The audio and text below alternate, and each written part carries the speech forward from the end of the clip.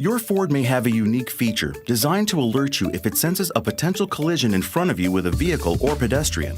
As a matter of fact, a new enhanced camera on the Pre-Collision Assist with Pedestrian Detection feature may help drivers avoid rear-end collisions with other vehicles and avoid pedestrians crossing in front of them during day and nighttime driving. The system uses radar and camera technology that scans the road ahead, and if a collision risk with a vehicle or pedestrian is detected, it'll provide several warnings to the driver. A row of red warning lights will illuminate on your windshield, a warning chime will sound, and a warning message will appear in your information display.